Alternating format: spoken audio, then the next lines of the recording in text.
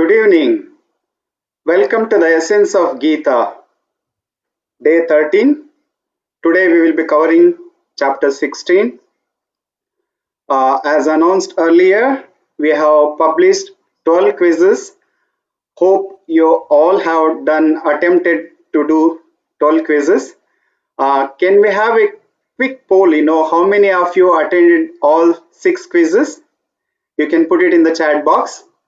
And also, please register with your name, because still I am seeing the galaxy and with so many other things we are seeing.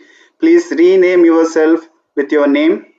And also, as announced earlier, please try to do all our quizzes. It's one of the prerequisite to get the certificate.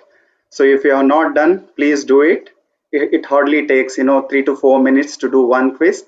So we published 12 so far, and we will be publishing rest soon. Today we have with us Hari Gopal Prabhu. Hari Gopal ji is going to take us through chapter 16.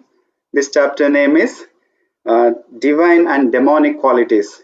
Do you want to know what are the divine and demonic qualities? Yes, Hari Gopal ji will take us through. Just quick intro of Hari Gopal ji. You all know Hari Gopal ji. He has already taken 2-3 sessions, and he is amazing singer, and he is a very good teacher. He presents very complicated matters in a very simple way, which we have already seen. And today again, it's one of the important chapter, which is divine and demonic qualities. And we welcome Hari Gopal ji to take us through the session today. Over to you, Hari Gopal ji. Hare Krishna. Thank you, Jai Govind Prabhu. Can you all hear my audio okay? Yes, Prabhu. Thank you very much.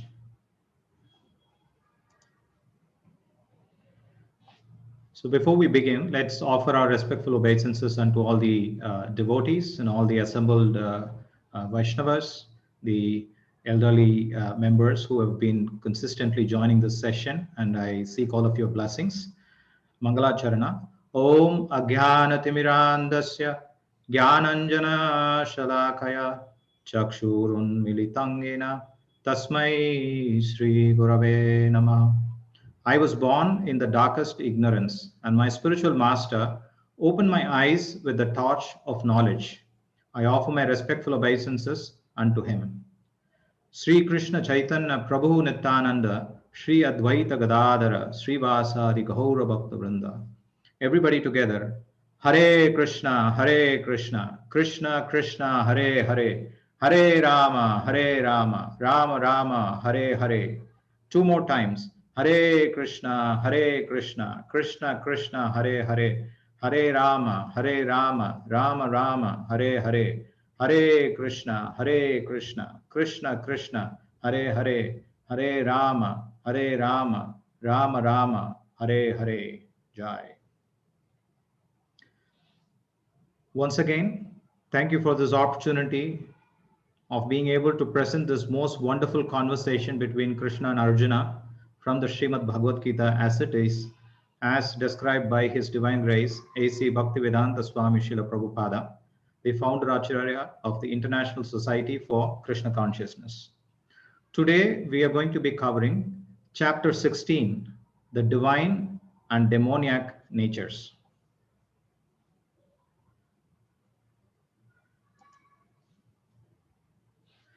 Before we jump into the 16th chapter, let's have a quick recap of what we have seen in the earlier chapter, chapter 15.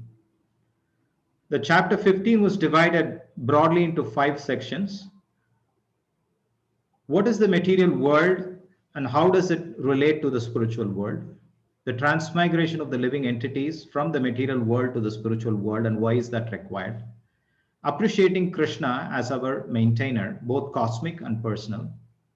Summary of the Vedas and the Vedanta, and knowing Krishna means knowing everything. So in the first section, it was described that this material world is like a banyan tree, but upside down. Watering process was the 3 modes of material nature, sattva, rajas, and tama. The twigs that grow in a banyan tree are the sense objects, and the roots that deep root the banyan tree into a very strong and large tree that establishes itself in this material world are the fruit of activities. Every living entity engages themselves through the senses with the sense objects, the senses, and the interaction of the three modes by which they become strongly routed into this material world. Now, Krishna also describes how to cut this tree. How can we cut this tree out of this material world? How can we sever the relationship that we have into this material world? He says that is possible through detachment and surrender. Then he talks about Jiva, who is a part and parcel of Krishna. Krishna is the whole, and we all are parts, and he is Vibhu, and we are Anu. We are all struggling in the material world. Why? Because of our senses, which are constantly looking for, lusting for sense objects that it can enjoy. And the mind is very efficiently guiding the senses. Yes, go and enjoy this, go and enjoy that. And then it talks about how one can transmigrate out of the situation, which is an ever distressing or a distressful situation. Appreciating Krishna as our maintainer. Krishna is indeed Bhoktaram Jaggatapasam Sarvaloka Maheshwaram Suhrudam Sarvabhutanam Gyatva Mam Shanting Rakshati. Krishna is the enjoyer, and he is the maintainer of the entire world. When we talk about the entire world, we are talking about both the spiritual world and the material world. Krishna is spiritual. Does it mean that he is only maintaining the spiritual world? No, the material world is also maintained by Krishna. How does he maintain the material world, the cosmic world? He is the one who provides the light and the sustenance in terms of the various ingredients that one needs to enjoy, or the so-called enjoyment in this material world.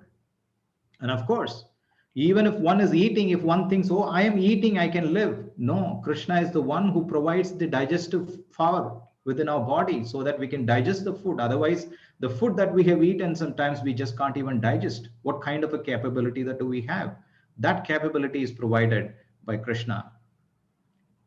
And then he talks about Kshara and Akshara, the two kinds of living entities, the one who is Kshara and the other one who is Akshara. And the super soul is a bhav, both the Kshara and the Akshara.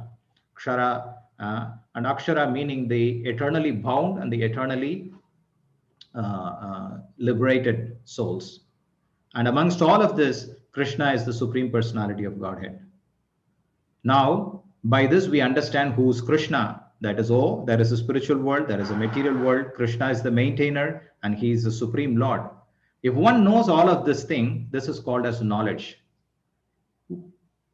Is it enough if one has just knowledge?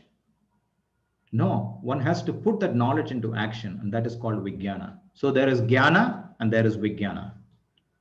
So we acquire some knowledge. Oh, how to make idli, how to make dosa. We watch a YouTube video and then we understand how to make it. Now, does it mean that I can sit in my dining table and have my idli and dosa? No, you have to make it, right? You have to first get the ingredients.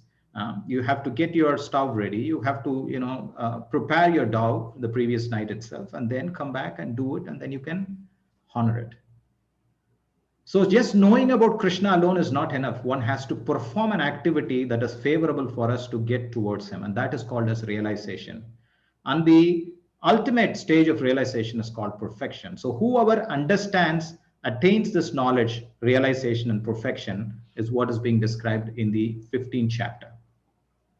Now, entering into the chapter 16, 4 sections broadly. As we said, this chapter describes about divine and asuric qualities. Daivi Sampada and Asura Sampada, or Vipada, we can call it. Divine qualities and demoniac qualities. What are good qualities? What are bad qualities? Right. Section 3 and 4. How do people who have demoniac qualities or bad qualities, how do they conduct themselves? What is their attitude? What type of work do they do? What kind of thoughts do they carry? And what is the final destination do they attain? By rearing in themselves these kind of qualities, which are called as Asuri Sampada. And then one who gives up these demoniac tendencies, which are lust, anger, and greed, which are described as the three gates to hell, what happens and how can he get out of these tendencies of lust, anger, and greed? That is what is broadly described in this chapter. Now, just for us to simply understand this, the acronym that is being used for this chapter is DOG, dog. D for divine or demoniac qualities. O, opinions and outlook of the demons, as to what do they think, what are the kind of opinions that they have, and how do they approach the material world or the people within the material world. And the gates to hell, which we just discussed. Now, I just want to give a little bit of an overview based on the acronym so that we get a 30,000 feet view of what is this chapter, and then we can go into the details as we move forward. Now, as I said, divine or demoniac qualities, we discussed from the 15th chapter, that's this tree of this material world, which is the upside down tree, which is the banyan tree. There are, as I said, there are divine qualities and there are demoniac qualities, good qualities and bad qualities. What do good qualities do? They are said to elevate us, which means it will slowly emancipate us in the path of spiritualism. The demoniac qualities, what do? They degrade themselves. Krishna also says in the Bhagavad Gita, Urdhvam gachanti sattvasto madhye tishtanti rajasa jaganni gunavrittista adho gachanti tamasa. He says, the one who is in sattva guna, he raises up to the higher planetary systems. One who is in rajoguna, he stays in the middle planetary systems. Jaganni gunavrittista adho gachanti tamasa. He goes to the lower planetary systems. Who? The one who is in the tamoguna. So these qualities are what define as to where we go. While we carry impressions, like for example, from our previous life, we all know that Krishna says, Dehinosmin yata dehe kaumaram yavvanam jara. He says, you were a Kumara, you were a child, Yavvana, you were a youth, then you became old, and then finally you lost your body, which means somebody passed away, and then again they enter another body in the next life. So within this lifetime, there are so many impressions that we carry, which are called vasanas. Kamsarirapi samsara vasanat bhadda shrunkalam, he says, that one carries vasanas or impressions in this life. Now those impressions is what define our next life, right? But are they the only ones that define our next life? No. There is a possibility that Krishna says that if one has the willpower, the determination, and if one can change the kind of activities that one did from the previous life into better activities, that will help them to significantly alter their nature. So which means he says it's not that it is it's kind of we are bound by what our previous karmas are. There is a possibility to change the nature that we are in. And how is that possible? That is possible by the proper association. Karanam gunasangasya sad asad janma yonishu, he says, by proper association. If you associate with good people, then you get good qualities. If you associate with bad people, then you assume such qualities. Moving on to the next one. Krishna is assuring Arjuna, oh, Arjuna is right here at the battlefield. He is going to be killing so many people. He is thinking, Krishna could see in his face, oh, Arjuna is thinking, maybe I have demoniac qualities. I'm killing people. Is this demoniac qualities? No. Krishna is assuring, saying that, oh, the qualities that you have are divine in nature. And why? He substantiates that. He says that right in the beginning of the Bhagavad Gita, what did Arjuna do? Arjuna asked Krishna to bring him in between the two armies. And he wanted to see who were the persons that were assembled there to fight him. And as soon as he saw great personalities, relatives, and his teachers and so on and so forth, he did not want to fight. And then he found 5 reasons, trying to logically substantiate himself, saying that I do not want to fight. Why? Because these are good qualities that are in him. What are qualities? Like compassion, right? He felt, oh, he's my teacher. How can I kill him? He's my grandfather. How can I kill him? They are my relatives. How should I kill him?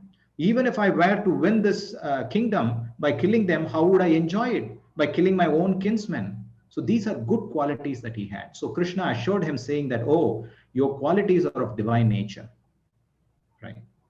Then how could killing be a good quality? That question might come up in our head, right?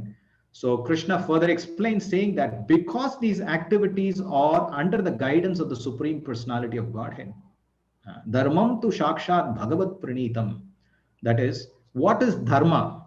What is the right activity, or what is spiritual activity? Sakshat bhagavat pranitam. What God says is dharma, right? Krishna knows what is the right thing at this point in time. He gave every opportunity for Duryodhana and party to change. They were not willing to change. They were having their own opinions and outlooks about how they wanted to deal with the situation, which was against the principles of Dharma. So Krishna had to show him the gates to hell. And that is what is the next topic. So Krishna warns that lust, anger, and greed are the three root qualities that lead one to hell. Now, Duryodhana agreed, saying that after you spend 14 years, you come back, I will give you back your kingdom. But then, when they were closing down on the 14 years, he was already planning with his uncle Shakuni, saying that, oh, how can I extend it by another 14 years? And then when they somehow managed to come out, they continued to stop the Pandavas by saying, I would not even give you 5 inches of land or 5 villages or even land that would have just 5 pins put in them, right? That is how much he was taken away by lust, anger, and greed specifically. And this is the road that takes one to the hellish planets. And that is what is primarily the subject matter that we are going to be seeing, and we just saw in summary. Section 1, Krishna begins this wonderful chapter with the first 3 slokas, very beautifully explaining what are the godly qualities or the divine qualities. Sri Bhagavan Vacha, Abhayam Sattva Samsuddhir Jnana Yoga Vivastitihi Dhanam Dhamascha Yajnascha Swadhyayastapa Arjavam Ahimsa Satyam Akrodas Tyagah Kshantir Apaishunam Daya Bhuteshu Aloluptvam Mardhavam Khrir Achapalam Tejaha Kshama Dhritihi Saucham Adroho Nati Manita Bhavanti Sampadam Dhaivim Abhijatasya Bharata.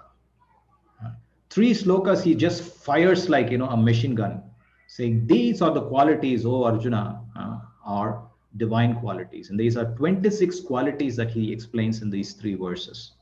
He says fearlessness, purity of consciousness, cultivation of knowledge, swadhyaya, charity, dhana, self-control, sacrifice, Vedic study, austerity, simplicity, non-violence, truthfulness, freedom from anger, renunciation, tranquility, aversion to fault finding, compassion for all living being. Yeah? Note here, it talks about compassion not just for human beings. It talks about compassion for all living entities. Suhudam sarvadehinam. That is, one should be a friend to every living entity, not just only human race we will protect, everybody else we can kill, right? Freedom from covetousness, gentleness, modesty, steady determination, vigor, forgiveness, fortitude, cleanliness, freedom from envy, and lastly, from passion for honor. These are the 26 qualities. Now, we'll very briefly look at each of these topics can be discussed in 1 hour. They are such wonderful qualities that one can try and understand what are these qualities. What does it mean first by this quality? How can we attain this quality? Who should I take association if I have to gain this quality? One can discuss this in depth, right?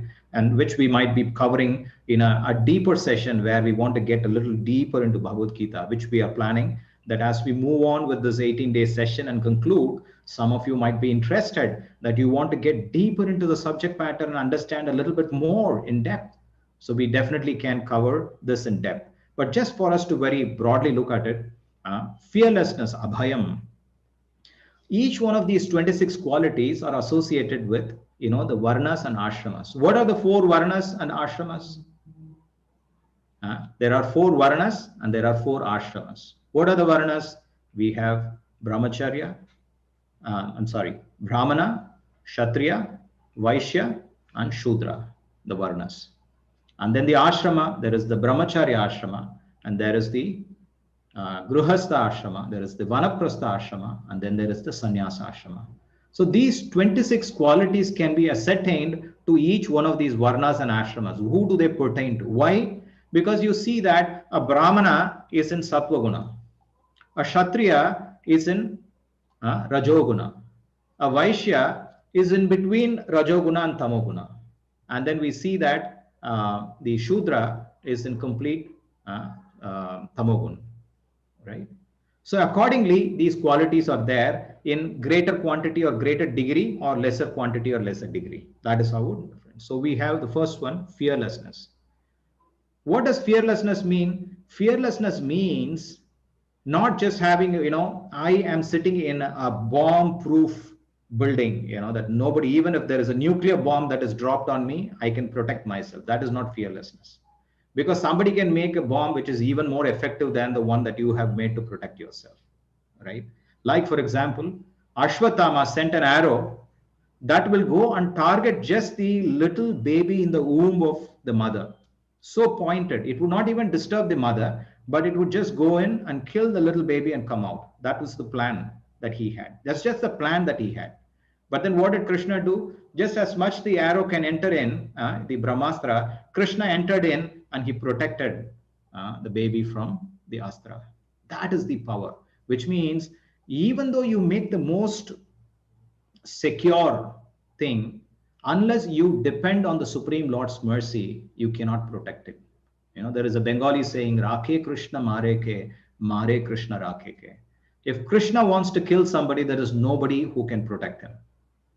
And if Krishna wants to protect somebody, there is nobody in the creation who can kill him, right? That is dependence on the Lord. Complete dependence on the Avashya Rakshive Krishna Vishwasha Palana. Srila Bhaktivinoda Thakur, one of the acharyas, is explaining in a very beautiful way in a Sadanga Sharanagati. He says, Avashya means 100%, complete. Rakshive, protection.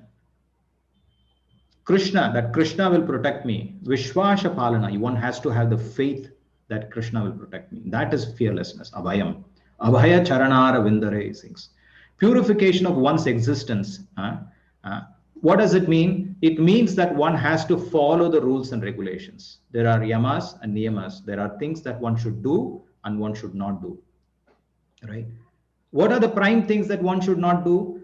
Chaitanya Mahaprabhu explains that especially forbidding intimate association with women other than marriage, right? That has to be forbidden. Why? Because that is the highest form of lust in the material world. The desire to engage with the opposite sex is the greatest of the lust in the material world. So he says, if you avoid that, everything else will automatically follow and fall in place. Then he says, cultivation of knowledge, jnana yoga vivastitihi. One has to cultivate knowledge, which means unless you go to the book and read what are the rules and regulation, what are do's and what are don'ts, how can we understand what are things that we should do and we shouldn't? So knowledge is important. Another one, charity, dhanam. One of the most important tapasya of a grahastha is what? He has to give in charity. Why? Why should he give in charity? Because when he gives in charity, he doesn't feel possessiveness. Oh, I am having this. I want to accumulate more. I want to keep more. That tendency goes away, right? And when he gives it to others, he also depends on Krishna. Oh, if I give it away, even if I feel short, Krishna will provide me. So the faith is there. And then damaha, that means self-control. One has to control himself from, especially sex life should be used only for propagating Krishna consciousness. One should not be freely associating with women. Then sacrifice. Grahastha, again, it is important for a grahastha to perform yajna. We also saw that yajnanam japa yajñoshmi, Krishna says in the Bhagavad Gita, that amongst all the yajnas, the best of the yajna that you can perform in Kali Yuga, all other yajnas that we can do. It's not that only we should do japa yajna. All other yajnas also we can do. But unfortunately, in Kali Yuga, it is very difficult to perform other yajnas. Why? Because yajna means it requires, the vastu. You should have the various ingredients that are required for the yajna. But you don't get good, clean ingredients. If you want to go out for milk, There is no milk out there. There is only milk in the name of milk, but there is real pure cow milk is not available. Pure ghee not available, and so on and so forth. And then there is the Brahmana who can purely chant the Vedic mantras. All of this are very difficult to get, more expensive, and is very difficult to do. But this yajna of Hare Krishna, Krishna Krishna, Hare Hare, Hare Rama, Rama Rama, Hare Hare. He says, this yajna, yajnanam japa yajñoshmi. If you do this japa yajna, do you need anything? It's nothing you need. You are there and you can simply chant. All that you need is a tongue, right? Shevon mukhehi jihvadau swayameva spuratyadaha. He says, if you simply use the tongue to chant Hare Krishna, that is the best yajna that you can perform. Vedic study, a brahmachari is supposed to study. He is supposed to do his student life, and then he has to do tapasya. Human life means there is tapasya. Animal life, there is no tapasya. They can do whatever they want. They can have unlimited eating, unlimited sleeping. Nobody is going to run a sleep timer, Fitbit watch. How much time did I sleep today? How time should I get up? Nobody cares about it, right? The animals don't care about it. It's only the living beings who have to, because the human beings that have to, because the human life means regulated. So tapasya, and they have to be simple, right? Simple means what? Truthful, right? Straightforward. There's no diplomacy, right? One does not have conceit in their mind that I will hide something, I will say something, I will act in a way that according to the time, place, and circumstance that that is favorable to somebody. Not that kind of action. It's very simple and straightforward. I am this is how I am, right? But according to the rules and regulations, but not according to one's own whimsical thinking. And then non-violence, truthfulness, and freedom from anger. Ahimsa. I already described about ahimsa once in our previous class. I think it was in the chapter 2 session. Non-violence implies not checking progressive life of any living entity. It's a very, very powerful statement that Srila Prabhupada makes in the Bhagavad Gita in one of his purports. Right? We have to very carefully observe this. Any living entity, right? It's not just about killing living entity. It's about even hindering their mental thinking process, other human beings or other living entities. If it progress, your action checks the progress of a living entity towards Krishna, then that is called as non-violence, right? Himsa. Violence, right? And if it is in the other way, then it is called ahimsa. So one has to cultivate this quality of ahimsa. Satyam, we already discussed. Krodha, anger. Here, the definition Srila Prabhupada gives is, even if there is provocation, one should be tolerant, right? I think one of you also mentioned that in your comments in your the Zoom chat. I think 2-3 sessions earlier. Even when provoked, one should be tolerant, right? So freedom from anger is a very important quality. Then he talks about tyagaha, shantihi, apaishunam, renunciation, tranquility, and aversion to fault finding, right? One has to be ready to renounce. We already talked about, oh, I have so much today. Okay, why don't I give some to others? So sharing, right? We're ready to renounce things that we have. Tranquility means peaceful. Krishna says how you can find the peace formula. 2 times he says of course, many times he says that. Primarily 2 times he says in the Bhagavad Gita. Nasti buddhi ayuktasya na cha ayuktasya bhavana na cha bhavayatah kshantihi asantasya kuto shukam, he says. Everybody is seeking for happiness, but how can one get happiness or bliss in this world, right? If you have to get happiness, you have to be peaceful. If your mind is not peaceful, how can you get happiness? But how can you get peace? If you want peace, you need consciousness. But how can you get consciousness? He says, you can get consciousness and na asti buddhi ayuktasya. If you are not connected to Krishna, there is no consciousness. If there is no consciousness, there is no peace. And if there is no peace, there is no happiness. And then further again, he says, Bhoktaram yajna tapasam, that I am the enjoyer of all tapasya and yajnas. Sarvaloka Maheshwaram, I am the proprietor of everything that exists, both material and spiritual. Suhrudam Sarvabhutanam, I am friend and well-wisher of everybody. Gyatva, one who knows. Mam, that I am this. Shanting Rukshati, he will get peace, he says. So he defines what is peace, that how can one get shanti or tranquility. Aversion to fault finding. To call a thief is okay, but no unnecessary fault finding or correction. One should not find fault on others just for the sake of fault finding. So one has to develop that quality. Compassion for all living entities, we just saw. Freedom of covetousness and gentleness, and then modesty, steady determination, and vigor. One has to be very modest. Do not perform abominable actions and be very modest, which means don't get into very ugra karma, trying to do very gory things just because you want to achieve something materially as your destination. You should have steady determination. That is, vivasayatmika buddhi ekehe kurunandana, he says. One should have the determination that I have gotten this human life. What is the purpose of this human life? The Vedas, when they begin with a very important aphorism. Right? Please listen carefully. What is this aphorism? Is the most important aphorism that every human being that needs to know. Right? He says, Atato Brahma Jignasha. This word Atato is split into Ata Ataha Brahma Jignasha. Jignasha means to inquire. Brahma means to the Supreme. One has to inquire about the Supreme. But in the beginning it says Atato. What does it mean? It means that Ata Ataha, therefore, thereafter. What happened before, what should happen after? That we should know. Before I did not have a human body. Now I have a human body. Because I have a human body, thereafter I have to inquire about Brahman or about the Supreme. So the very purpose of why one has been given this human body is for the purpose of inquiring about the Supreme. But if we don't use that body for that purpose, then Shramayevahi Kevalam, it is simply a waste of time, right? And then further he says, forgiveness, Kshama, fortitude, Dhrutihi, cleanliness. One should be ready to forgive, right? Small offenses. One, when is able to curb down his enemies, he may under certain conditions show forgiveness. When Ashwatthama was brought in front of Draupadi, Draupadi's sons were killed. 5 sons were killed. What did Draupadi do?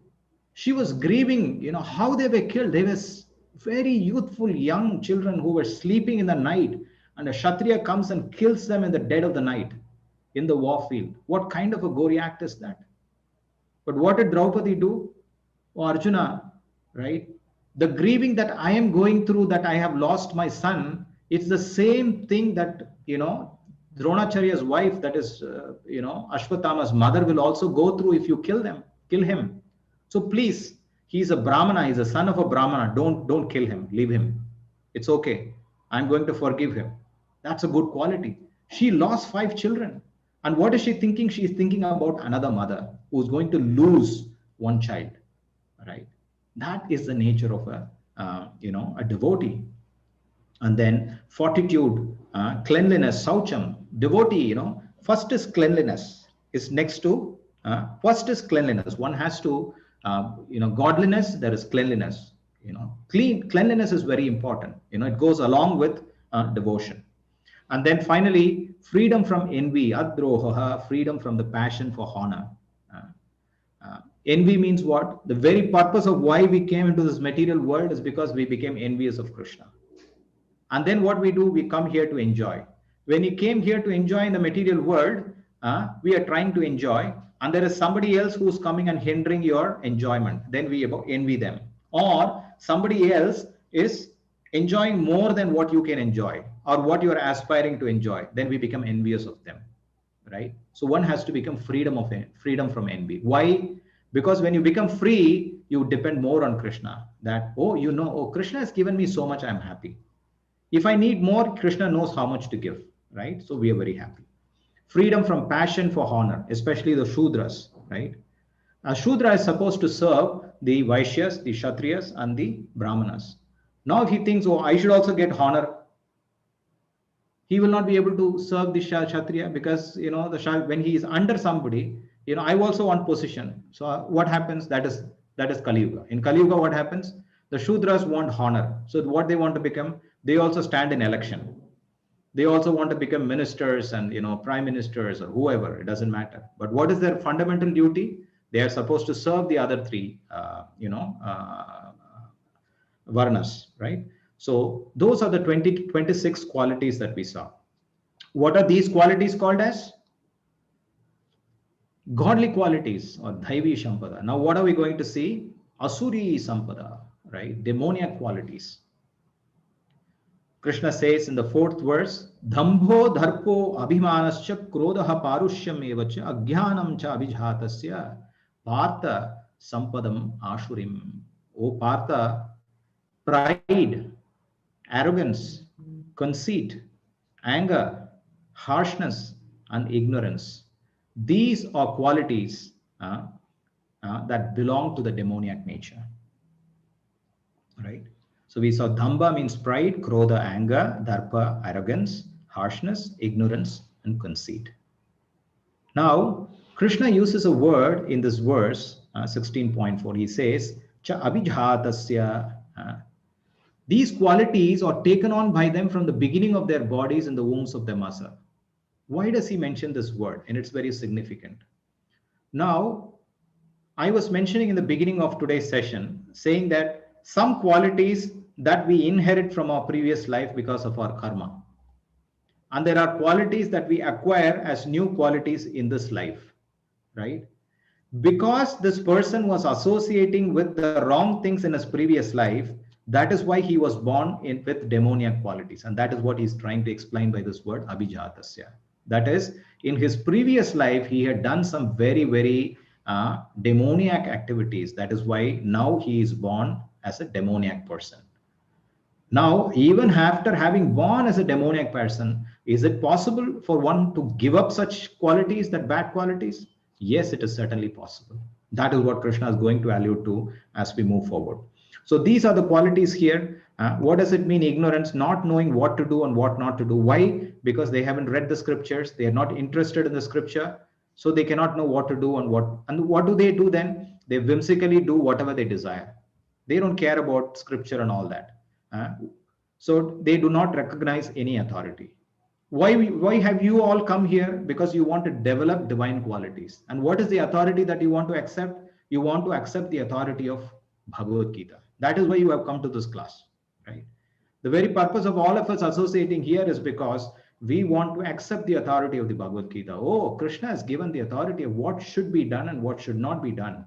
In this Bhagavad Gita, he has very nicely defined this 26 qualities that are qualities to be acquired. There are 6 qualities that we need to give up. So he has given this very nicely. All right. So I'm not going to go into the details of this. I will leave it for you to read, and we're going to anyway look at in some detail about these qualities. Now, I just want to kind of summarize between the, I know this is a bit of a crowded slide, so don't worry about it. Let's try and decode the slide to, understand in a very simple way, right? So we talked about divine qualities, and then we talked about demoniac qualities. So far, everybody is good? Everybody is following?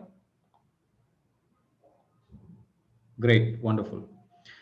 So I talked about these qualities between Varna and Ashrama. So we talked about the Ashramas, which is the Brahmachari, Grihastha, Vanaprastha, and Sannyasa. And then we have Varna, which is the Shudras, Vaishyas, Kshatriyas, and Brahmana. What are the qualities that each one should have? The first set of qualities that you see in the big box here is applicable to everybody who is a living entity. I mean, a human being. Every human being should have these qualities. This is fundamental to even call ourselves as human beings. And there are specific ones which are assigned to depending on, whether one is a Shudra, Vaishya, Kshatriya, and Brahmana. But ultimately, in the steps of Varna, one has to, even if one is a Shudra, in Kali Yuga, everybody is considered Shudra. Kalau Shudra Sambhava. That is what the scripture says. This is not my statement.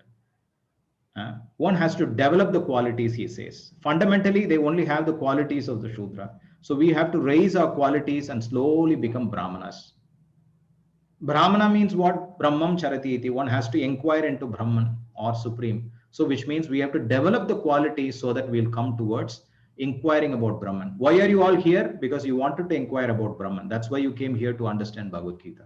So which means you have raised yourself all the way up to the top in terms of wanting to know about Brahman. And then we have the ashramas, which is in the brahmachari, one has to do Vedic study. And then in grahastha, he develops a little bit of renunciation and self-control and sacrifice.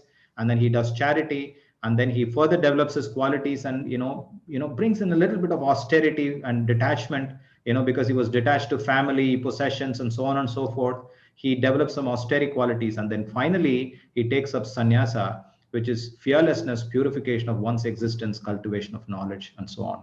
So this is how one progresses in the various ashramas. And that is the purpose of these varna and ashrama. Krishna says, Chatur Varnam Maya Srishtam Guna Karma Vibhagasaha. He says these four varnas and these ashramas, why I have laid, not because, one is born a Brahmana, from a Brahmana, then automatically he becomes a Brahmana. No, you can develop the qualities, guna, and then one can develop the activities that are favorable. By that one can, raise themselves above in the various stages of varna and ashrama. Now, I just wanted to bring a little bit of a intermediary summary of so far what we have covered, so that it makes it a little easy for us to move over to the next section, next two sections. We are almost at the mid of the presentation. So this chapter talks about the divine and demoniac natures. How does it connect to the previous chapter? We talked about the extra roots of the banyan tree, which route them into this material world. Now we need to disconnect those routes. Otherwise, how will the tree be cut down? It's not like, if there is a tree with just one trunk, it's easy to cut it down, use a saw and cut it down. But if there are so many hundreds of roots, how will you cut them down, right? So that is why these qualities are important. So it says by developing these qualities, one will cut those extra roots that are developed, right? And that is the connection with the previous chapter. We already talked about abhijatasya, the word here. That is, we carry forward certain qualities that we acquired in the previous life, and then we come back here in this life with a particular quality. But it is very much possible for us to change these qualities. How is it possible? Two. One is by proper study and understanding of knowledge, and then by proper association. So if we can take proper association and have proper knowledge, then we will be able to change these inborn qualities or so-called born qualities with oneself. And of course, the scripture advises that there is this process called garbhadana samskara. Every living entity, right from the time when one gets married and all the way up to the time when one gets buried, there are 21 samskaras that one has to do. There are many, ritualistic activities described in the Vedas. There are close to about 400 plus, yajnas or, activities that are prescribed, sectioned into karma kanda, jnana kanda, and so on and so forth. But there are 21 of them which are the most important samskaras that every human being has to perform as a human being. What are they? The first one is the Garbhadana Samskara. Garbhadana Samskara is when a husband, when a boy and a girl gets married and becomes husband and wife, they want to beget a child, they have to prepare their mind as to what type of child do they want to, beget. How can one get the right kind of child? That is by proper consciousness, which means they have to prepare their consciousness. The simple thing is, in this Kali Yuga, one has to sit and chant and think about Krishna and meditate about Krishna so that the child has such good qualities. So one sits and chants Hare Krishna, Krishna Krishna, Hare Hare, Hare Rama, Rama Rama, Hare Hare. Before the union with between the husband and the wife, one has to chant Hare Krishna. On that particular day, one only honors prasadam, goes to the temple, nicely engages in devotional service and keeps the mind completely in consciousness about Krishna. And then when they prepare and want to beget a child, then that little baby is like little Krishna, right? He gets the same good qualities just like how Krishna's qualities are, right? So that is called as Garbhadana Samskara. And then we have the samskaras when the baby is born, then you have to, shave the head. There's the name giving, depending on which day. And then there is the, the first grain. And then there is the samskara to, put them into education. What is that? Akshara Abhyasa, and so on and so forth. Like that, until the final ceremony of the Shraddha ceremony that is being done, or the final cremation ceremony that is being done. There are 21 samskaras that one can perform. These samskaras ensure that we develop these qualities that are mentioned here, the 26 qualities that are mentioned here. They guide, these are natural things that have been set into the varnashrama system by which one can develop such qualities. That is the purpose of the varnashrama system, which is in the second box. Then we talked about demoniac and divine nature. The demoniac nature is because of the association of the three modes. The divine nature developed from mode of goodness. If one develops a mode of goodness, I said urdhvam gacchanti sattvasto. Now, how can one develop mode of goodness? The first step to develop mode of goodness is ahara. Ahara suddhau sattva suddhi, he says. The scripture says, if your food is suddha, is pure, then your sattva, your mind will always be pure. Your intelligence will always be pure, right? So one can develop sattva gunas simply by the process of proper eating. On the other day, when I was going through the chapter 8 of the Bhagavad Gita, we concluded the 8th chapter by saying a very interesting verse. What is that? Yukta ahara viharasya, yukta cheshtasya karmasu, yukta swapnava bodhasya, yogo bhavati dukkha. We said yukta ahara, one has to regulate ahara, the food, what time you eat, what kind of food you eat, or, how you offer the food to the Lord, or if you eat it without offering it to the Lord, and so on and so forth. Then vihara, your lifestyle has to change. Your recreational activities has to change. Cheshtasya. Karmashu, kind of activities that you perform has to change, has to become regulated. How much time do you sleep? Swapna, yukta swapna, avabhoda, how much time you are awake, that has to be regulated. If you regulate all of these things, one can develop divine qualities because they're all in the mode of sattva guna, right? Getting up in the morning, chanting Hare Krishna, eating prasadam, associating with devotees. This is the month of Margari, the Margasirsha, right? Associating every day, they get up in the morning and they sing Tirupavai Margari Tingal, like that. They sing this song by the Arvar, Andal Arvar, those up in the south. Like that, these are qualities that help us to nurture divine qualities within ourselves. Okay. Now, we're going to, go a little too fast from here, right? The key subject matter of this entire chapter has been covered in the 4 slokas that we saw.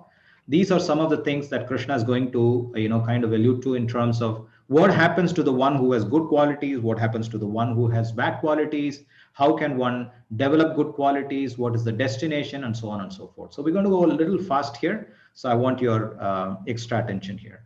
So 16.5, what is the destiny of divine and demoniac? Transcendental qualities are conducive to liberation. So if you want liberation out of this material world, then you have to develop good qualities. But if you want to stay back in this material world and suffer, why one has to suffer if one stays back in this material world? Because this world is defined as dukhalayam asashvatam. This is asashvatam. This is temporary. Dukkha alaya. This is a place of misery. In a place of misery, if there is one supermarket, dukhalaya supermarket, can you go and get sukha there in that supermarket? No, you can only get dukkha, right? So we are falsely trying to find the sukha there, right? So Lord Krishna encourages Arjuna that he is born of saintly qualities and his fighting is not demoniac. Why? Because he is fighting because of his instruction to fight and not independent for his own gratification. What are the 2 kinds of created beings? Some people are created as divine and some are demoniac. Who are they? Like, for example, there is the Diti and Aditi. The ones who are born of Aditi are the ones who are divine qualities, are the Adityas. The Diti or the Daityas are the ones who are the demons. So that is as per the qualities that they have acquired, right? And then who establishes himself in demoniac nature? What are the characteristics of the demoniac nature? We already discussed it very briefly. They don't know what is to be done and what is not to be done. Why? Because they have no idea about the scripture, or they are not interested in the scripture at all, or they have no faith in the Vedic injunction, right? They are called as Anaryas, right? They are the most advanced civilized people. They adopt the Vedic injunction as it is. That's just the opposite, right? Anaryas. Neither they are unclean. They have improper behavior and they always concoct the philosophy. They are very untruthful. These are the qualities that establish the demoniac nature. What is their philosophy? What do they go about saying to everybody? What is their opinion? We saw DOG, O for opinion. What is their opinion? They think this world is just unreal. But there's nobody like God, this world just happened by chance. There was a big bang and everything was created. Everybody is living and being created because of sex desire and so on and so forth. No cause other than lust, thus this world is produced of sex desire. This is the opinion of the demoniac people. They live in their own world of phantasmagoria. They say that this cosmic manifestation arises due to chance and there is no system or engineering behind it, which is false. With that, we come to the end of section 2 and move on to section 3. In the section 3, we will be talking about what are the tendencies, the attitude and the engagement of the people. What is their attitude? Their attitude is that the demoniac are lost to themselves. Why? Because they are illusion. And what kind of engagement they are in? They are engaged in unbeneficial, horrible work, right? Developing nuclear bombs and so on for the, developing COVID virus. I don't know if it was developed or it was just there, but whatever, So these kind of things that they do that bring about pain, and it makes things horrible for everybody, and they are generally destructive in nature.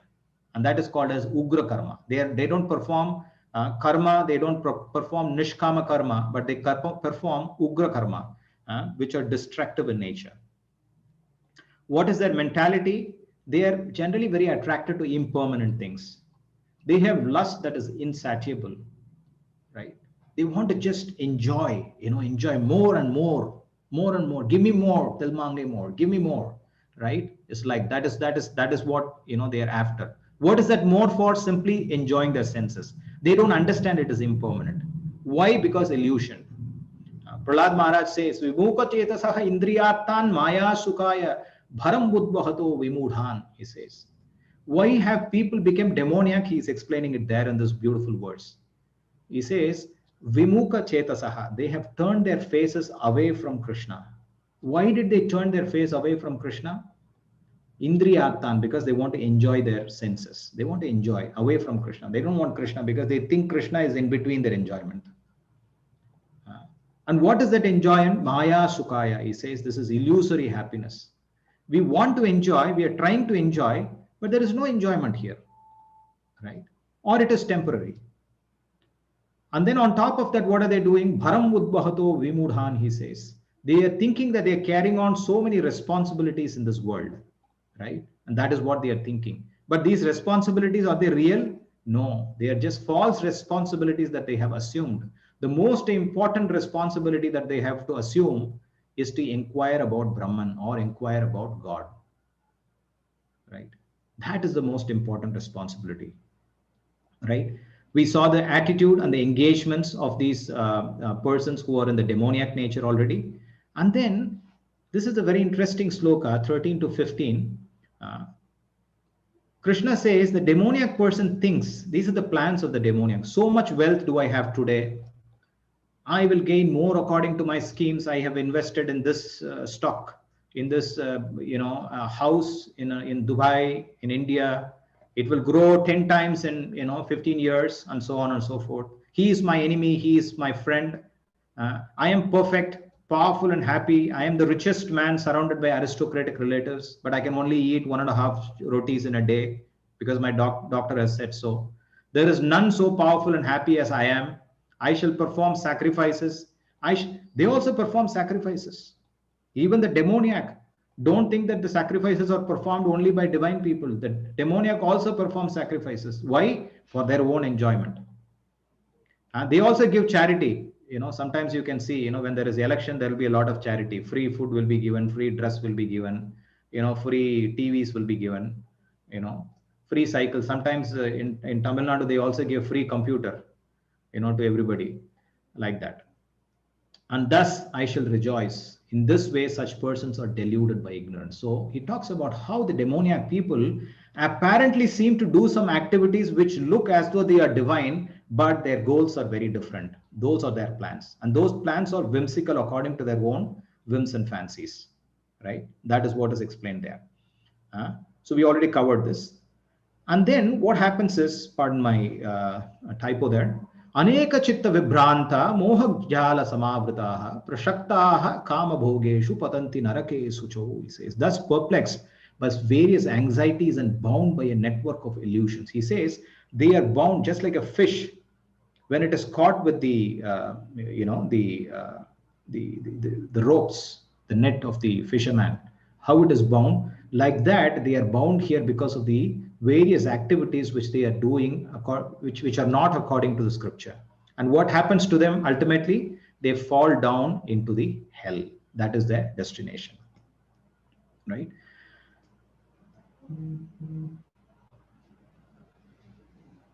I covered a bit of that. I'm moving on a little bit forward.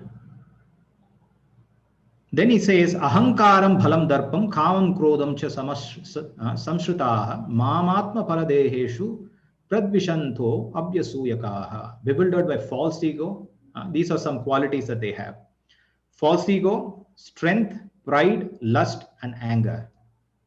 The demons become envious of the Supreme Personality of Godhead.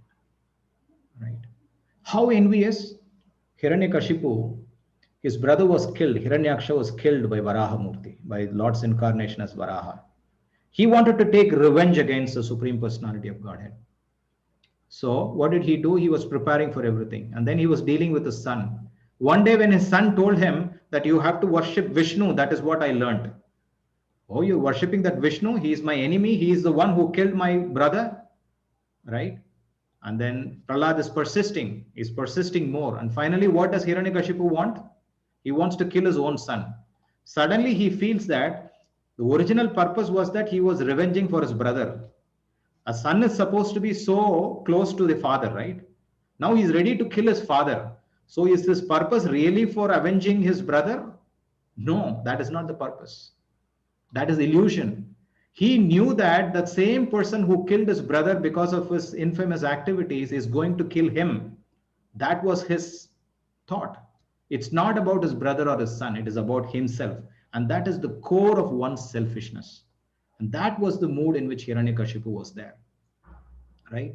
That is what manifests as false ego, strength, pride, lust, and anger. He became so angry with his son that he was siding the side of Vishnu, who was his enemy, and he was ready to even kill his own son. That is the extent to which anger can grow. And that is the quality of the demon that is being explained there. Right? What is the fate of the demoniac? Right?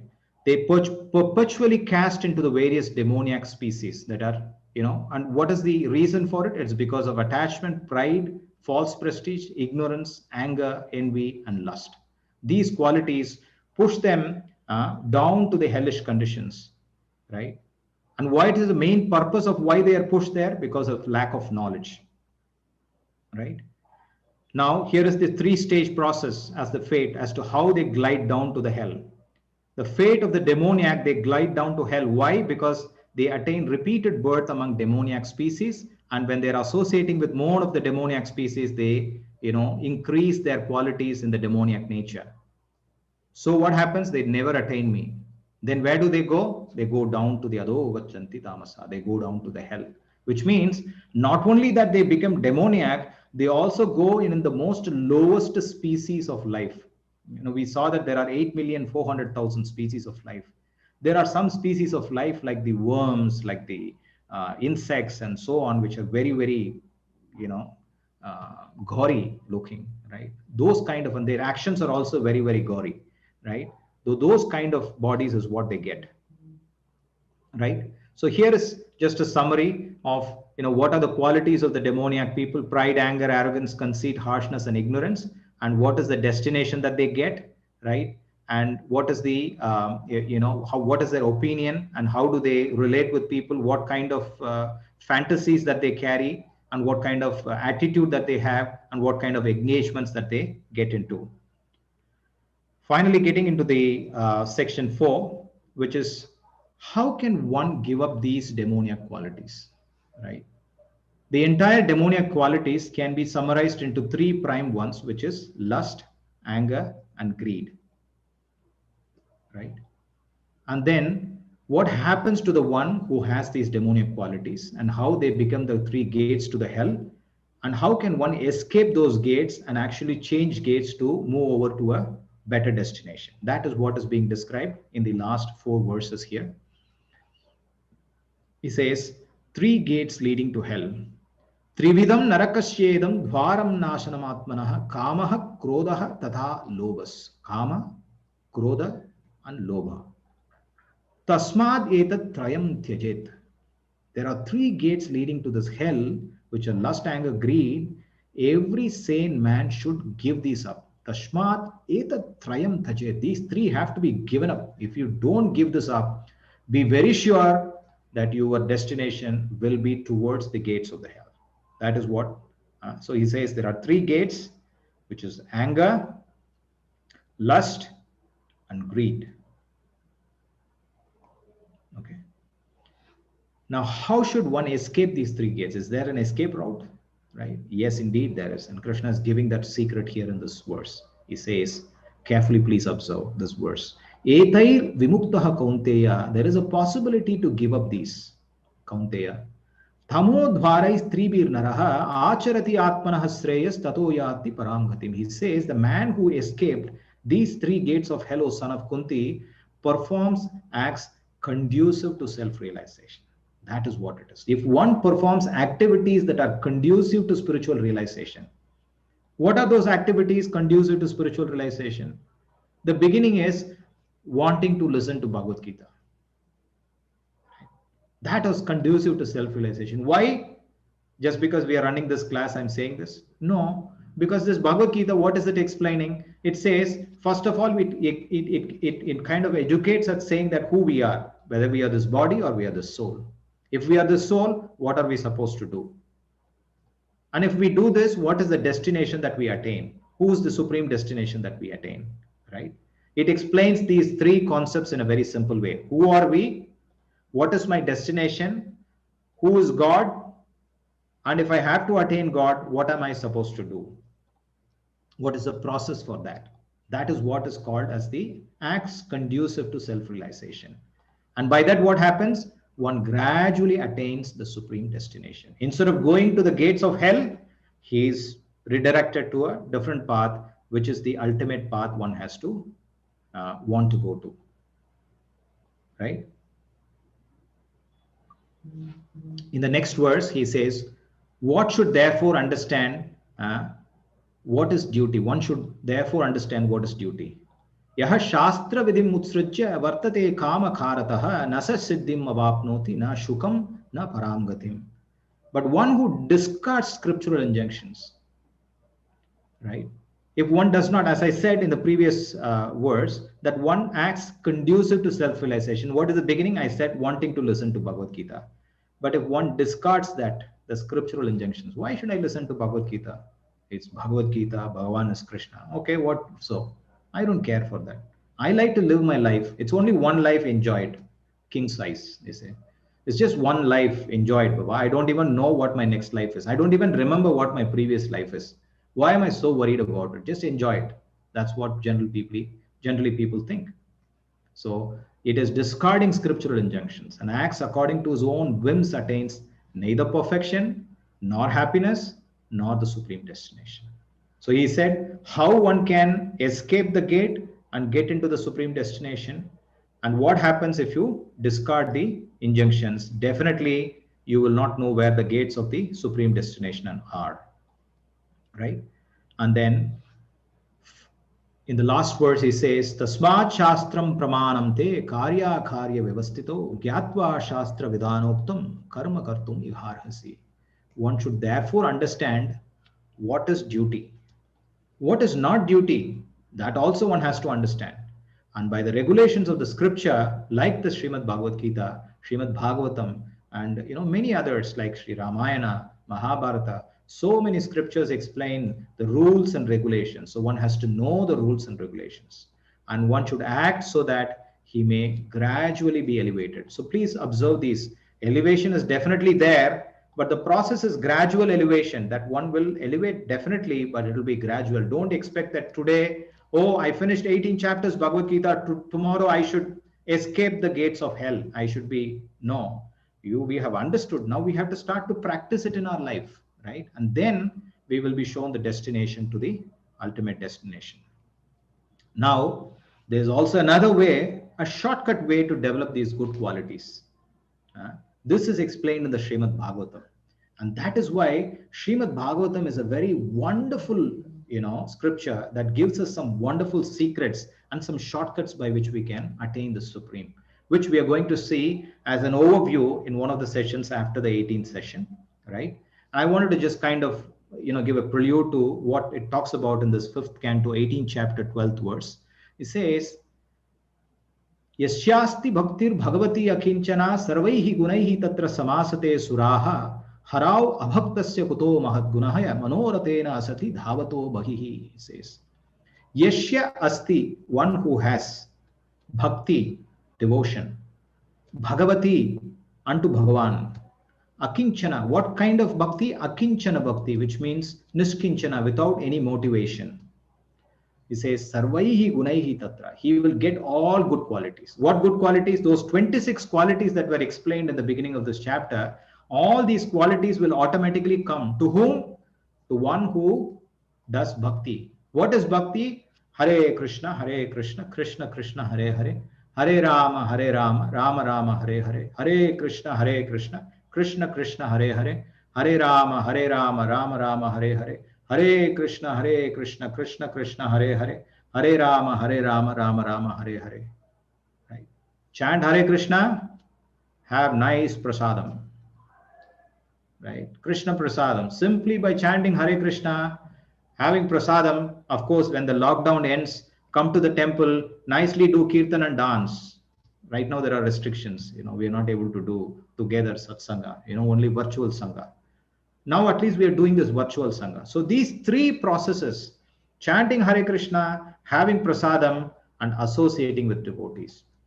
So for the benefit of all of the devotees here, we are arranging for a whole elaborate program as we move forward, that once you finish this 18 chapters of the Bhagavad Gita, now you understand it. Many of you might be interested in knowing a little bit more detail. Prabhu, can we understand how should I do this particular activity? You're talking about chanting. How should I chant? When should I chant? Why should I chant? Questions might be there. There are also other things that I see, you're doing kirtan. How can I learn, these kirtan? What other books should I read? What are things that I should do and I shouldn't do? Can we have some practical lessons like that? So we are planning some sessions for you like that as we move forward in this program, so that you can all be benefited by these. So I request you to kindly stay tuned into these WhatsApp groups and the various social channels that we have, so that you can continue to get this association. This chanting and prasadam you can do at home, right? With a little guidance. But this association will keep you to go with it regularly, consistently. The consistency is brought about. The understanding of the scripture is helped through this process. So this is what we do. So with that, we come to the end of the Bhagavad Gita, chapter 16. Quite a journey, isn't it? 16 chapters we have covered, and we have 2 more chapters to go. And with that, at least we have had the good fortune of having to cover the entire Bhagavad Gita in about 18 days, and then also a little bit of Bhagavatam, and so much association. We are very, very thankful to all of you for making this commitment every single day, almost 1.5 hours, 2 hours, and very, very sincerely wanting to go through the session and very keen to learn. We are very, very thankful. Now we'll switch over to just one more time chant Hare Krishna, Krishna Krishna, Hare Hare, Hare Rama, Rama Rama, Hare Hare. Thank you all very much. Let's switch over to the question and answer session, please. Over to you, Jai Govind Prabhu. Hare Krishna, Prabhu. I'm Jagdev Jagannath here. Prabhu, there are very nice questions. So I'll read the questions so you can take on. Can we read Srimad Bhagavatam at home alone? Someone said, Emeraj comes if you read alone. Please clarify. I'm sorry, can you repeat the second portion of your question, Prabhu? Someone said, Emeraj comes if you read alone. Please clarify. Well, It's a good question. Can we read? Let me answer the first question. Can we read Srimad Bhagavatam alone? Well, it's not like it's restricted that you read the Srimad Bhagavatam alone. You can definitely read it alone, but it is always good to read Srimad Bhagavatam under the guidance of somebody.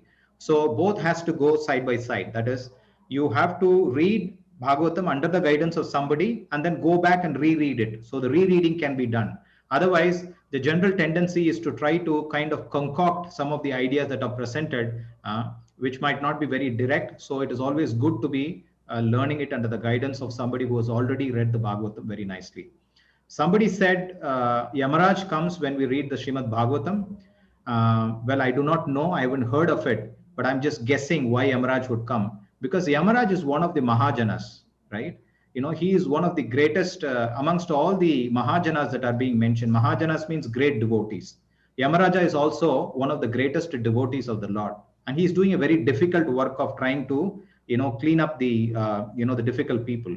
So perhaps why he is coming is to, oh, I always have some difficult work to do in this material world, but sometimes somebody is reading Bhagavatam. Why don't I join them to, reading, hearing Bhagavatam from them? Perhaps that's the reason. I mean, that's just my answer.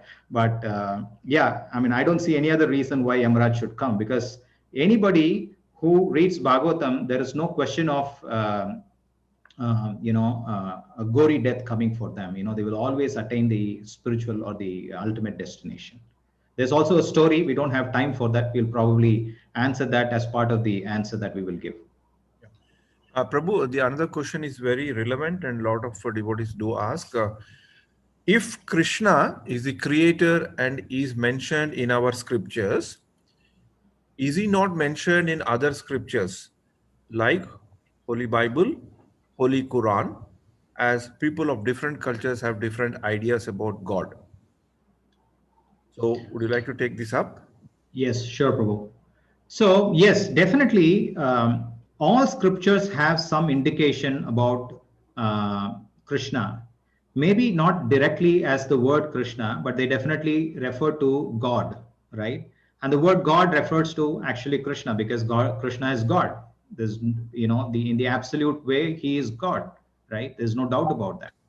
Some has understanding about it, some has misunderstanding about it, but it's just a question of changing the misunderstanding to a proper understanding. So even if you see in the Christian culture, he is called as the Son of God or the Messenger of God, right? So which means there is God. So there is mention about God. So similarly in all other religions also, I don't want to mention the name of the religions as we are in a public forum. So yes, there is definitely, right? But there is no direct mention about it. There is indirect mention. Even in the Hindu scriptures, like for example, the Vedas, there is mention about Krishna, right? The entire Vedas, in fact, Krishna himself says in the Bhagavad Gita, Vedanta krit vedavit eva chaham. I am the one who ordained the Vedas. Vedaischa sarvair ahameva vedyaha. I am the one who is to be known by the Vedas.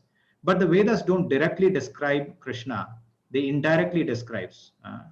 Pushpitam vacham. And then it is in an indirect way, he says. So one has to have the guidance of a learned person amongst the Vedas who can guide us that, oh, this is what it means actually by the Vedas. Like, for example, I was just mentioning this word, atato brahma jignasha.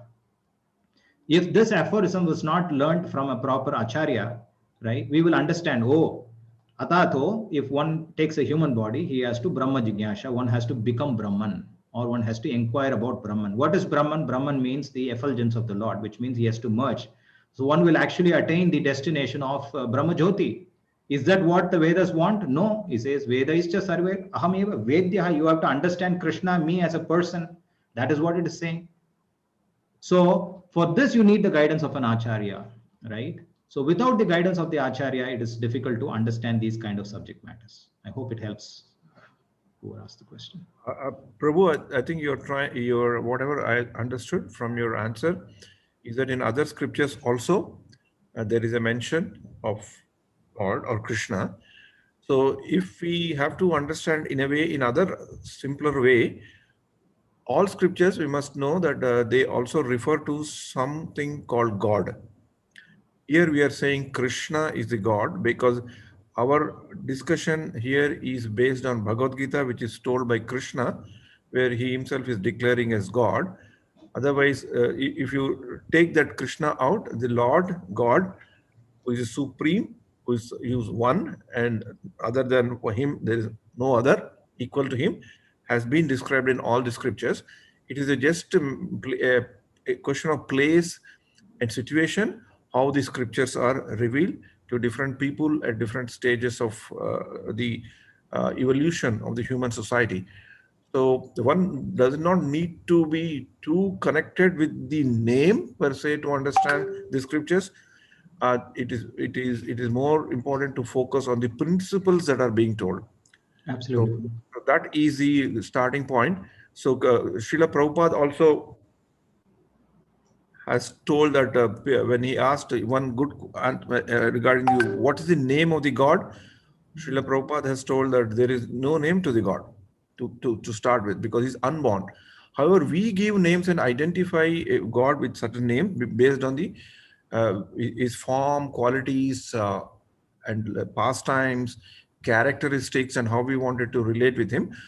While doing so, acharyas have told that there are some primary names, which they are primary and they are actual. So those names can be thought about it. So Krishna is one of those names. Otherwise, we treat all of the religious faiths as same and with respect. In every the purpose of every religious scripture is to bring people to a civilized method, to bring people to sattva guna, because in the Srimad Bhagavatam it is said, Bhava yatvesha satvena lokanvai loka bhavana leela avatar anurato devatiryan naradhishu. That means Bhava yatvesha satvena. For the Lord always looks for people to reclaim those people who are in the sattva guna mode of goodness. Today's 16th chapter, also in the first verse itself, there is a word of sattva, mode of goodness. So all religions, in fact, are guiding its people to go towards mode of goodness, so they can go back to their original destination in whichever belief system they do it. So that's a higher principle that we need to understand. However, when we are talking about the specifics, since we are talking about Bhagavad Gita, so our scope and reference point is Krishna, and it will remain Krishna throughout the course. But that doesn't mean that there is other things that we are not considering. We definitely consider, we definitely know. More and more we read Bhagavad Gita like scriptures. It's also seen from many from the realizations of many devotees. More and more we tend to respect and understand other religions, because our vision to see the unseen, our vision to believe inconceivable increases. So we'll be able to see and perceive and respect all other faiths also. So I think that's a very important point. So second question is related to that, Prabhu. Sure. Why Krishna came to Bharat only? Was it that other parts of the world had no adharma or demonic activities, or there was no civilization anywhere else? Well, Why? my understanding of that is that Bharat was the center of ruling and activity in the entire planet Earth, right? There was, at that point in time, you had the entire planet Earth was Bharatavarsha, the entire planet. Right? Like for example, there are also these places in one place, Srimad Bhagavatam. Srila Prabhupada is mentioning, saying that how a particular rishi was living in the area of Mongolia in Russia. And there is also this sea which talks about, he specifically mentions in the European countries, in today's European countries. So these are all places where the rishis and great personalities lived. And we have the Caspian Sea, which they say that there was Kasyapa Muni who was living near that place, and so on and so forth. So in Germany, like for example, they found a lot of vigrahas of Nrsingadev, right? And when they were doing some excavations, they found some. So yes, so the whole planet Earth was Bharatavarsha. That's one. Number two is the center of all of that activity was in the so-called today's India, which was the center of activity. And there were several places which were very specific to performing Vedic sacrifices. There were especially 7 cities. I don't remember the name of all the 7 cities, but Kanchipuram was supposed to be one of the cities which was the greatest or the biggest of the cities at that point in time. In fact, when Lord Brahma wanted to have darshan of Krishna, Krishna specifically said, you go to this particular place called Satyavrata Kshetra. Before it had the name Kanchipuram, it had the name called Satyavrata Kshetra. In that place, amongst the confluence of a river you perform yajna, is what Krishna said. So it's supposed to be the most auspicious place. So Krishna definitely descends in these places as he likes. Of course, it is according to his own free will that he descends here. So the simple answer is yes, this was the center of activity for all the entire planet Earth, even in terms of its being the capital and so on and so forth. Yeah, next question, Prabhu, is very important, but it's a sensitive question. It is our responsibility to clarify our stance on this. It's often misunderstood question also. Why is it assumed that Shudra is in Tamoguna? Isn't it Varna simply based on the nature of work and not the person's innate qualities? It should actually make Shudra a despicable class, which is not the intent. I think the answer is there within the question, but Harigopal Prabhu, can you please explain? Yeah. So, first of all, the understanding is that there is no certain class of men or women that we call them as Shudra. If they have those qualities which are laid down as qualities of a Shudra, then we call them Shudric qualities. Otherwise, it's not that we call them as a Shudra. That is the first understanding. So it's not like there are a certain sect of people, like, for example, people born in a particular family, or people who are born in a particular country, or people who are born in a particular region, or who speak a particular language, or who live in a particular place. Like, for example, people generally think who live in deep in the forest are, lower in knowledge and so on and so forth. So that's not the way by which it is classified. Krishna very clearly says, Chaturvarnam maya srishtam guna karma vibhagasaha. The word that he uses is vibhaga. Viseshena bhaga means very special delineation. How it is determined? That if one performs these kind of activities which are that of Shudrik activities, then we can call him a Shudra. It's not that we try to make it generic based on somebody's birth or anything like that. So that is the point that I wanted to bring in. But Jagan Prabhu, if you want to add anything in Yeah. there. The first and foremost thing, first and foremost is that this misunderstanding has to be cleared. Particularly, we are all assembled here in the mood of each one and teach one. So there is nowhere mentioned in Bhagavad Gita that Shudra is a despicable class. All classes are same. All classes have their own purpose and objective to fulfill to run the society. And that's a very, very important thing. But historically, something went wrong in the understanding of the teachings of Bhagavad Gita. So that's why the system of lower and higher class came. Sometimes even in scripture we see this word, but we need to understand from a context point of view. The lower and higher is from a person in an advisory role or a priestly role to a person in the working mode, day-to-day working mode. Even in our own organizations also we see, right? People who are on the plant floor, they do some work. They're also very equally important assets of the company. There are senior most management, C-level people who run the business. So it's not that somebody is great or somebody is not great, but depending upon activity that they do, the visibility and depending on the responsibility they hold, different depending on the span of control they have in the organization, obviously they get that much more visibility and knowledge and respect sometimes. So it's very important to know that our scriptures never ever say any class is despicable. But in Kali Yuga, Srila Prabhupada repeatedly used this shloka many times. Janmana jayate shudraha samskarat bhave dvijaha veda phatat bhave vipro brahma janati brahmanaha. So Janmana jayate shudra. Here it is very clearly telling Shudra means everyone, we're all born. By birth, everyone is Shudra. So there is nothing, no despicable thing. It's a fact of the matter. Why we are Shudra? Because we are born out of ignorance. Janmana jayate Shudra. By undergoing the purificatory ceremonies under the direction of bona fide spiritual master, one may become a Brahmana.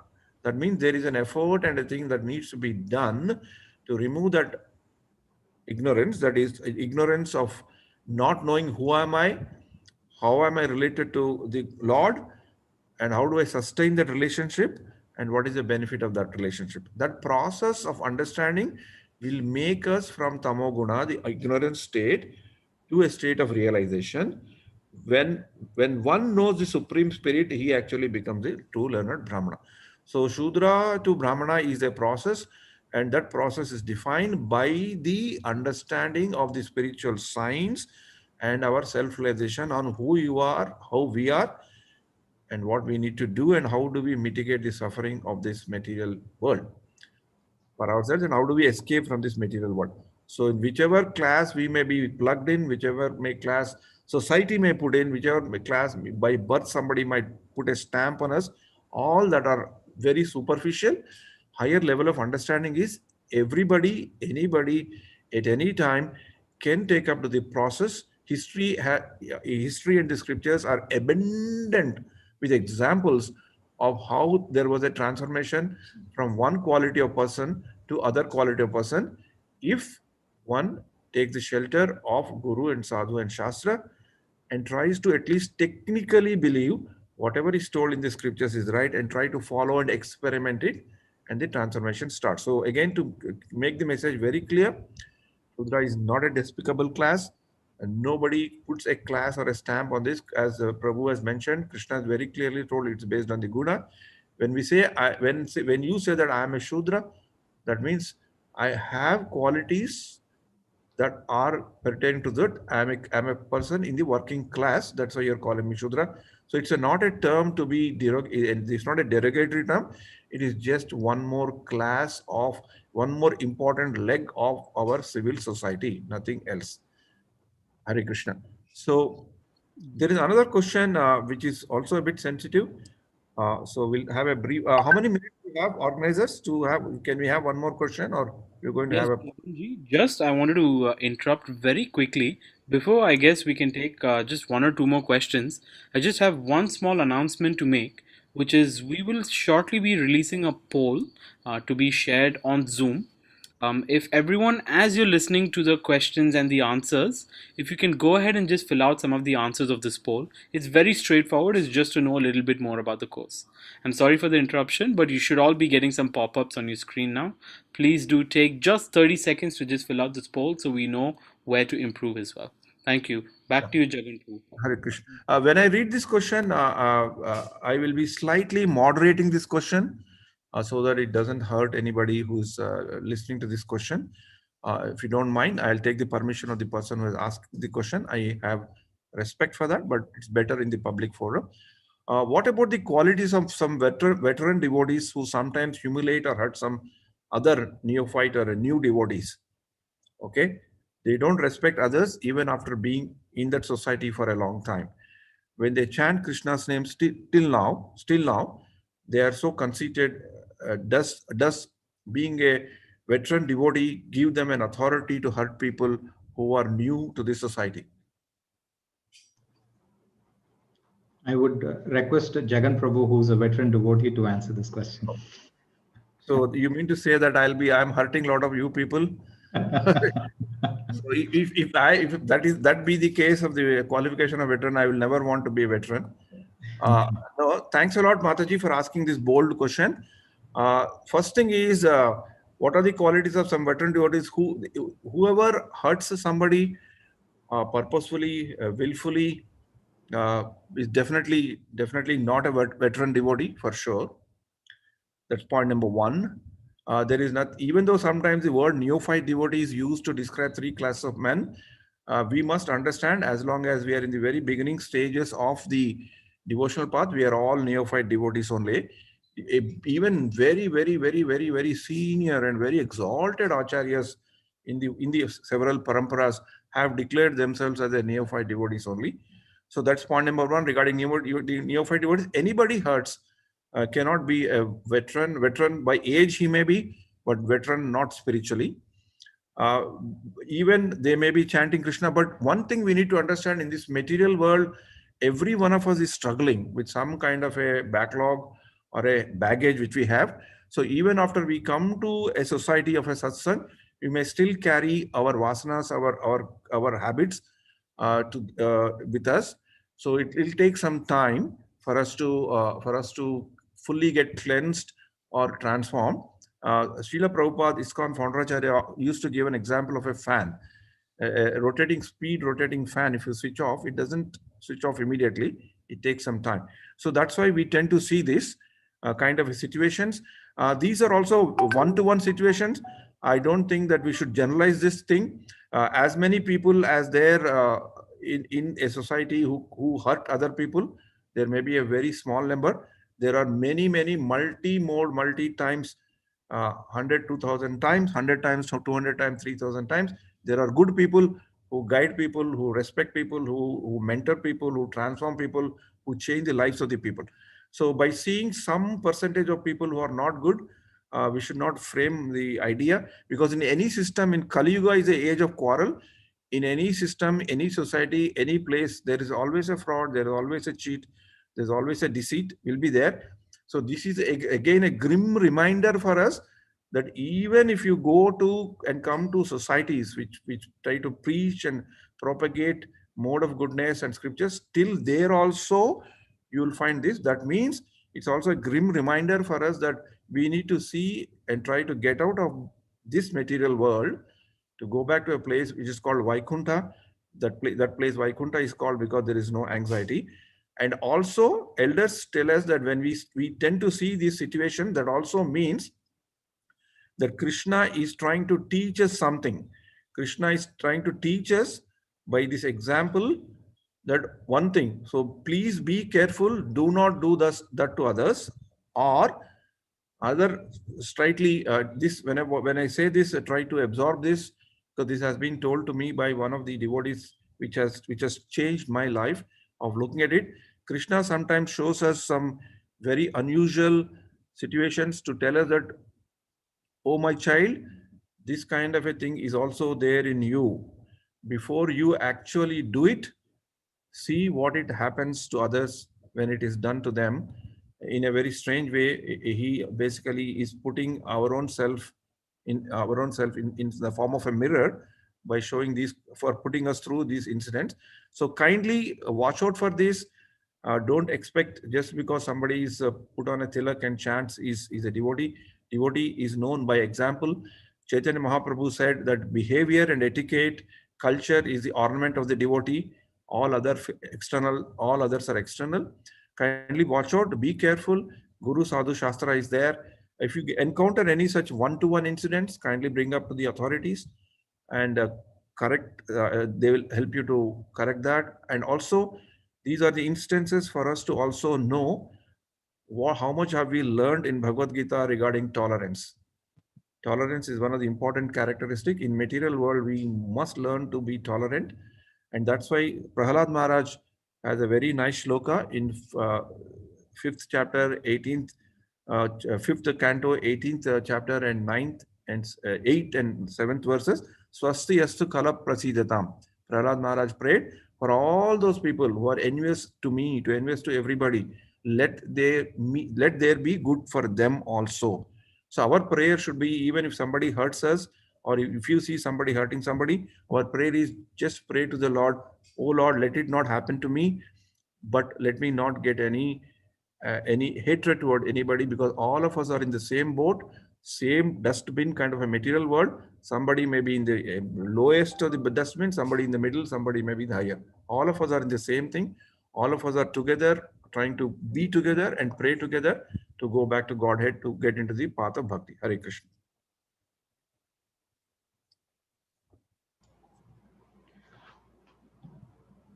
Hare Krishna. Thank you, Jagjeev Jagannath Prabhu. We have another poll, or poll is finished? Poll is still happening, Prabhu. So you can take one more question. Okay. Why Prahlad Maharaj was born in a demonic family?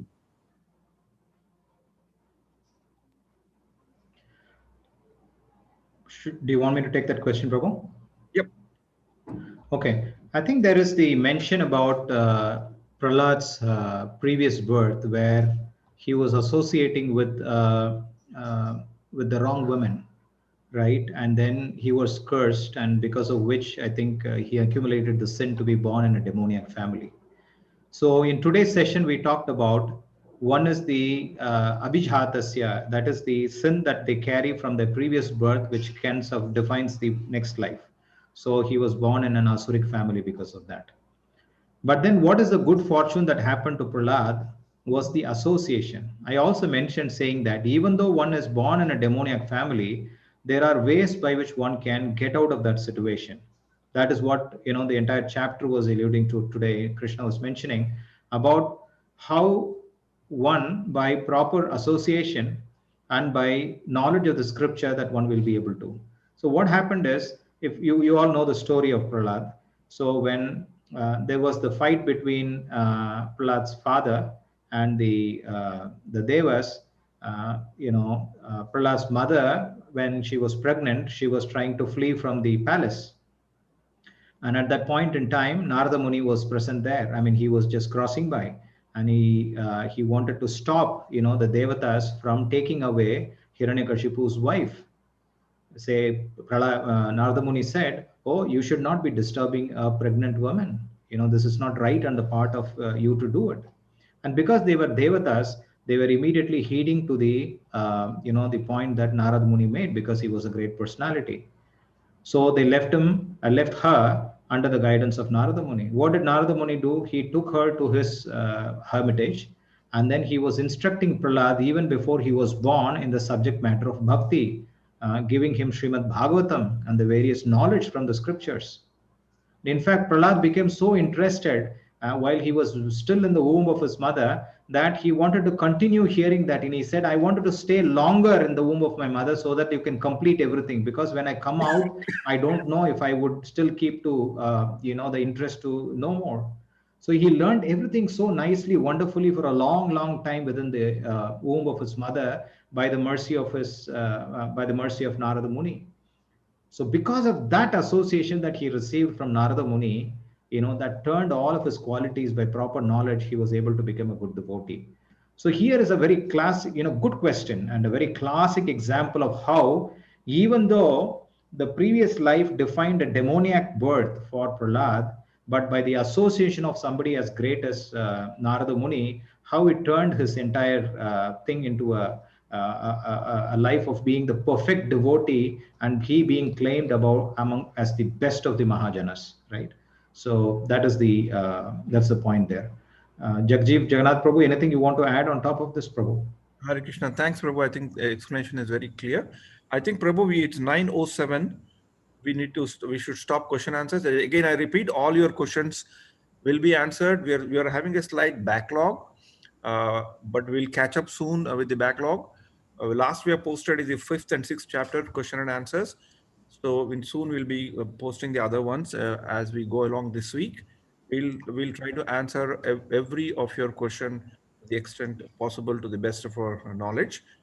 Kindly be patient regarding that. So I'll request the administrators to end the poll and quickly tell the results of the poll. Chiranjeev Shamprabhu, if you want to do that.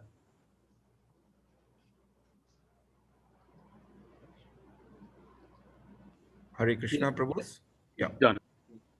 I think we're sharing the results now. So Yeah, you want to explain the results, Prabhu? yeah, Quickly. We'll finish in 2 minutes.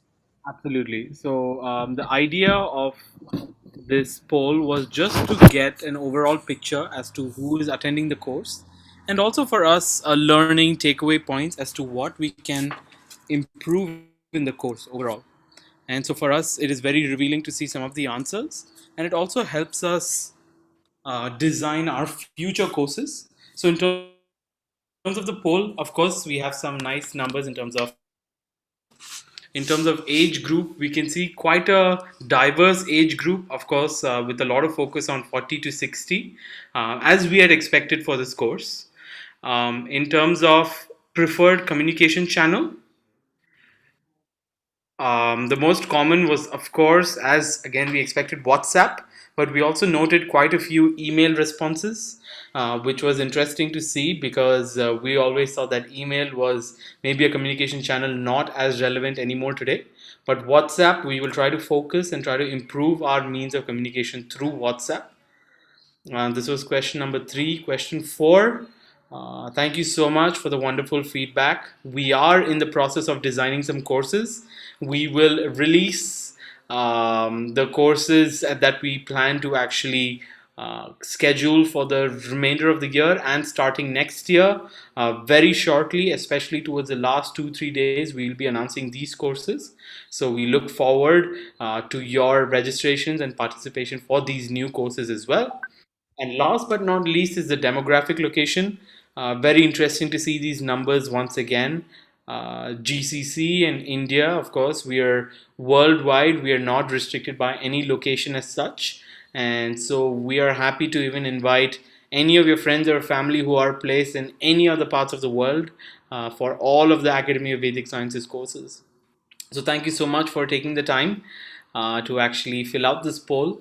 You might see a few more polls coming up in the next few days just to get a taster feeler for us as admin team and as course organizers as to what we can plan for our future courses as well. Thank you so much. And I would love to add is if you want to give more personalized feedback, for example, certain points, especially you want to talk about certain things about the course, something about the content, something about the mode of delivery, if you want to give pinpointed feedback, we do have a feedback form on our website.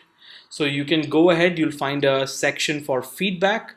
Please, please, please do feel free to give us some feedback. At the end of the day, this is all a constructive course, so we do work on the previous course. So we'll try to improve it in every course delivery that we have in the future.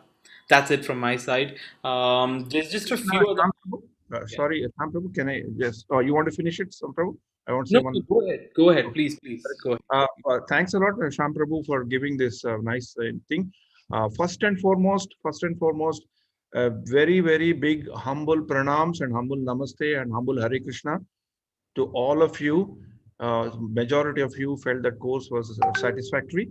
So we really thank. This is our first attempt, our first humble attempt to come online to conduct this course. So it's an encouraging thing for us. Definitely, we know that there have been a lot of there have been some areas of improvement we have already identified in a self-introspective manner. Your feedback also will help. We will try our endeavor. We'll endeavor our best to make you more satisfied during this course itself or during in our future courses. Once again, very, very big thanks to all of you for being with us and for giving such a feedback. Hare Krishna. Dandavat Pranam. Sorry, Shyam Prabhu, I cut you, so you can continue. Just would like to add, as we've been making some announcements, especially these Kahoot quizzes that have been designed specifically for everyone, this is a wonderful opportunity to be able to recap some of the detailed content we've covered through this course. So please do take some time. As always, don't worry about the marks that you get, don't worry about the points, don't even worry about the time. As long as you're able to read the question, being able to reminisce, remember the answers, I think that's the most important takeaway. As long as you feel comfortable being able to recap the courses, that's what we want the most from these Kahoot quizzes. Now, talking about quiz, we do have a quiz, a final quiz planned for everyone on the last day, second penultimate day of the course, where we will be doing a final quiz just together. More than anything, is just to involve everyone to have a nice group activity and to conduct a quiz. And this quiz will be mandatory to be able to gain a certificate for the course. So we will be issuing certificates for those who are participating in the course. And if you are interested to get this certificate from the Academy of Vedic Sciences on the Essence of Gita course, please do attend this quiz, which will be on the penultimate day, which will be on Kahoot. We will be giving instructions how to join, what can be done, etc. But it never hurts to have a nice certificate at home, especially if it's a certificate with a spiritual connotation like the Essence of Gita course. But please do attend the quiz regardless whether you feel prepared or not. It will be a really nice experience to have everyone aboard for this quiz. And we will be distributing these certificates to you digitally, and we'll find a way to also reach hard copy if possible, if we're able to find a way to do that. That being said, of course, please do visit our website, have a look, have a scroll around. We have the Q&A chat answers, as Jaganji was talking about earlier, and we'll have the Kahoot quizzes. And of course, we will be having further announcements about our upcoming courses there very shortly. That's it from me from now. Thank you for listening. All the best, and we're looking forward to more participation from you from the last few days of the course. And thank you so much. Stay safe. I just handed over to Jai Govind ji to sign off, or if you'd like to make any further announcements. Yeah. First of all, thank you, Hari Gopalji, for the wonderful session. And thank you, Jaganji, for the wonderful question and answers. And also thank you to Charan for taking through the poll. And thank you all for participating in the poll. It really encourages us. And don't miss, we have left with another 4 sessions. Please don't miss out any session. Please bring your friends. It's very interesting. We have left another 2 chapters to go. Then 1 session of Srimad Bhagavatam, then followed by full day question and answer session one day. Then final day we have the quiz, as Chiran just now mentioned.